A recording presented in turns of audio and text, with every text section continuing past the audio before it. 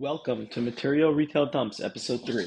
This is the second in a series of episodes designed to help independent retailers improve cash flow and gross profits by managing inventory more efficiently. My name is Elliot, and in this episode, we will focus on two-fers, what they are, what they're meant to do, and why they work for your gross margin and cash flow.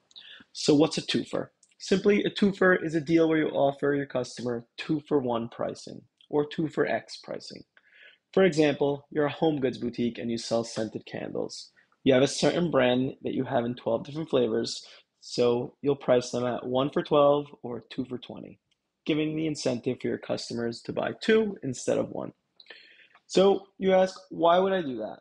What's the purpose? The purpose is so you can increase your average order value and also increase your gross profit dollars. And you'll also improve inventory turn. We learned in episode 2 of the podcast why inventory turn is super important, how much money you'll make at the end of the year. If you haven't listened to it yet, I strongly recommend going back and listening to that. It'll put a lot of this in context.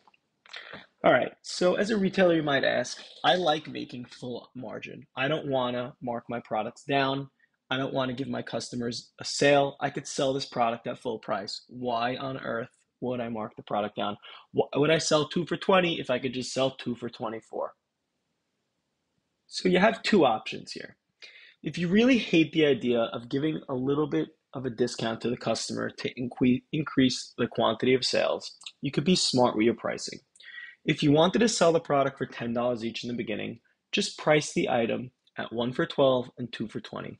This way, if a customer buys 1, you make more money. And if a customer buys 2, you still make more money because you sold them at the original retail price, but you sold 2. But now, that doesn't always work. Customers tend to be smarter, and they'll probably catch on if you're raising your prices just to reduce them. I know we all make fun of the big box retailers that take everything off of the sale rack just to do friends and family and give 20% off. Like, you don't want to be that retailer.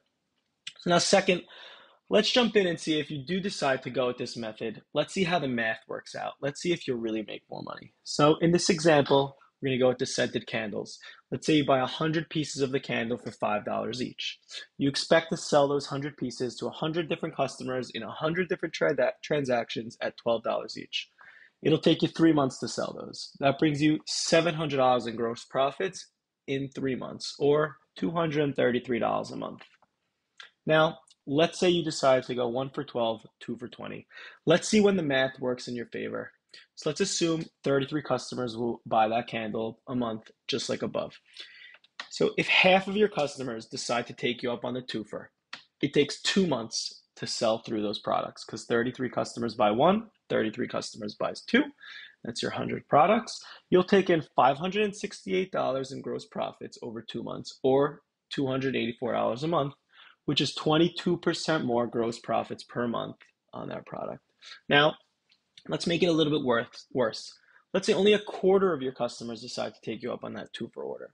So you'll actually do a little more in gross profit dollars, just $600 in gross profits, but it'll take you a little more time to sell those. So like 2.33 months, and it'll take about 75 transactions. So you'll bring in $264 a month in gross profit dollars, or 13% more per month. So it's not great, but it's still better. 13% is better than nothing.